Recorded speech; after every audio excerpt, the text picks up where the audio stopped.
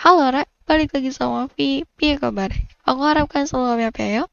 Hari ini Ovi tuh mau bahas sesuatu tentang pelaris. Buat kalian yang nggak tahu soal pelaris itu apa sih gitu. Jadi Ovi mau ngasih tahu, pelaris sendiri tuh menurut Ovi adalah sugesti, kayak perasaan gitu, yang membuat sesuatu yang tidak menarik menjadi menarik dan sesuatu yang tidak bagus menjadi bagus. Sehingga orang-orang tuh seneng dan suka sama hal itu dan selalu ingin datang lagi. Maka dari itu yang dinamakan pelaris. Sebenarnya pelaris ini tuh udah bukan rahasia lagi sih di kalangan penjual ataupun di kalangan pedagang gitu. Tapi ada beberapa pedagang yang nakal menggunakan pelaris-pelaris yang tidak baik dan kayak jin pelaris gitu, jin pelaris yang negatif gitulah. Dan itu sebenarnya kalau pelaris biasa tuh gak berdampak buruk buat pelanggannya, karena ya cuma sekedar doa-doa aja sih, kayak keinginan untuk lebih rame lah dagangannya. Ya kita tahu lah, orang jualan pasti pengen rame kan ya, gak ada yang pengen sepi gitu.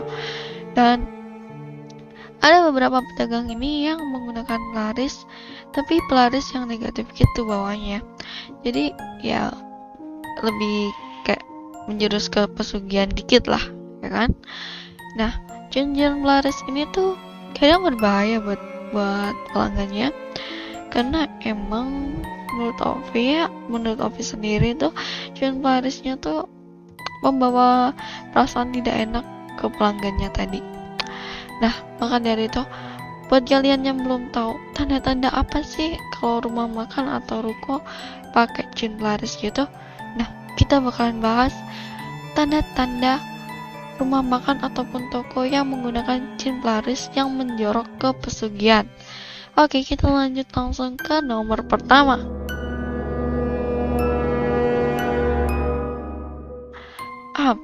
Yang pertama ini adalah rasa makanannya enak, tapi ketika kamu udah makan sebelum makan tuh berdoa dulu, maka rasa masakan itu gak bakalan enak lagi. Udah beda gitu, udah beda rasanya.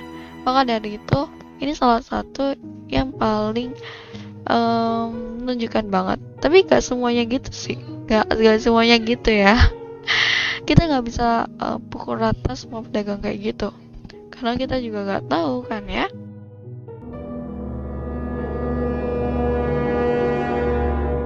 Oke, yang kedua adalah tempatnya kotor. Banyak orang yang makan di situ dan ingin makan di situ, tapi di sana tuh tempatnya kotor, walaupun tempatnya kotor gitu dan jelek gitu. Alasan tempat ini kotor tuh bukan semata-mata orang yang malas bersihin ya, tapi karena emang makhluk-makhluk gaib itu atau jin-jin gitu suka tempat-tempat yang kotor dan lembab. Makanya jin itu sering ditemui di kamar mandi, guys ya. Jadi yang ketiga adalah ruang terlarang, di mana tempat itu digunakan sebagai rumah bagi si jin pelaris itu. Selain tempat tersebut digunakan sebagai lokasi ritual, kadang-kadang tempat itu tuh berada di antara toilet, dapur, atau di belakang warung gitu lah. Tapi kita nggak bisa tolak pukul rata gitu kan ya, karena ya siapa tahu kan pas ada kayak ruangan gitu tuh buat buat gudang gitu kan, siapa tahu deh ya. Dan yang keempat itu, warung tutup pada hari kerja kayak misal Senin, Rabu, Kamis.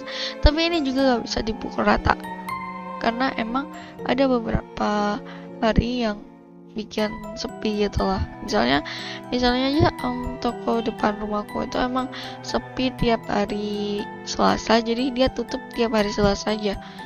Ya walaupun kita pedagang, kita juga manusia gitu loh, jadi masih butuh istirahat dan lain-lain ya kan. Kita lanjut yang nomor kelima. Tempat cuci piringnya jauh terpisah dari bangunan utama atau bangunan tempat makannya. Tapi itu gak aneh sih, dan gak bisa pukul rata juga, karena ya biar lebih pasti mungkin ya. Jadi tempat cuci piringnya itu jauh gitu. Kita coba positive thinking aja. Yang keenam adalah pemilik warung ini yang membuat bumbunya walaupun dia punya banyak banget karyawan. Hmm. Hmm. Selain itu dia juga yang bakalan nanganin kasus perhitungan atau ngitung-ngitung duit gitu atau posisi sebagai kasir gitu. Hmm, ini agak mencurigakan sih kayaknya karena kalau punya banyak karyawan harusnya bikin aja sama karyawannya, kenapa harus bikin sendiri gitu loh. Kalau bersama kan lebih cepat.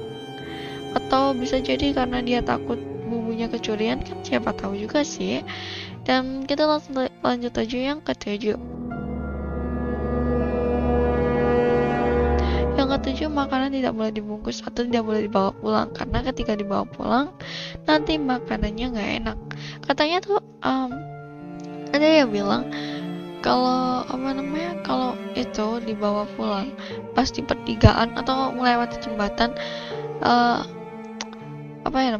kayak semacam sugesti atau mantranya si jin pelaris itu udah nggak bisa dipakai gitu. Jadi kalau dia udah melewati perempatan atau melewati jembatan itu mantranya tuh udah gak berlaku gitu. Makanya rasanya tuh udah gak enak, dan gak enaknya tuh udah gak signifikan lagi, kayak langsung jatuh gak enak gitu loh maksudnya. Nah, kita lanjut yang ke-8. Jika orang makan pinggir jalan, maka lihatlah panci atau periuknya. Biasanya kalau ada pelaris gitu, si pemilik itu hanya yang boleh buka gitu. Jadi orang lain tuh gak boleh buka tempat panci itu. Dan si pembeli tuh gak boleh sembarangan ambil uang atau melihat isinya.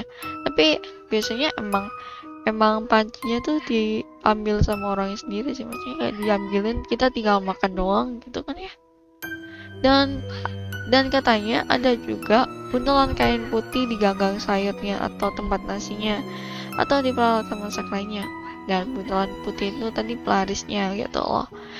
Dan ya, kita nggak tahu itu beneran atau enggaknya, tapi Ovi secara pengalaman pernah ngerasain ketidaknyamanan saat makan. Nah, oh iya, Ovi lupa ngasih yang ke-9 tuh ketidaknyamanan ketika makan. Jadi buat orang-orang yang agak peka, Ovi juga sebenarnya antara peka sama enggak sih. Jadi kadang-kadang kalau soal beberapa hal gitu Ovi peka banget. Jadi pas lagi makan gitu kayak ngerasa nggak enak sama suasananya, nggak enak sama makanannya, ngerasa mual, muntah dan lain-lain. Padahal sebelum masuk ke situ kamu nggak kenapa-kenapa gitu. Itu ada kemungkinan banget kalau di situ tuh ada yang ganggu, bukan yang ganggu, ada jin pelaris yang ada di situ. Karena orang-orang yang peka biasanya lebih sensitif gitu loh. Makanya, dan itu yang bikin gimana gitu lah buat orang-orang yang peka. Enak gak pekanya sih sebenarnya. Soalnya kita nggak tahu apa di situ gitu, nggak merasa mual, muntah gitu.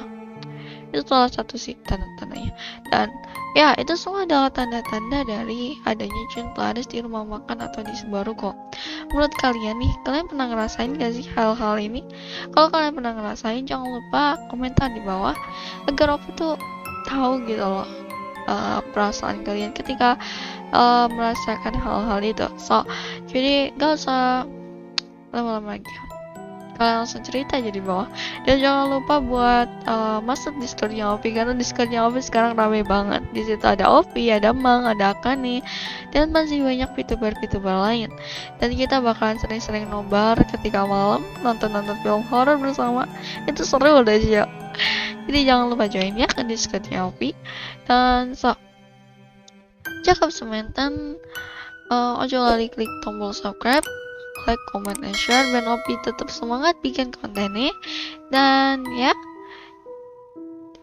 kita bakalan ketemu next lagi ya, pas Opi live ataupun Opi bikin konten. Oke, arigatou gozaimashita, mata non semuanya. Terima kasih.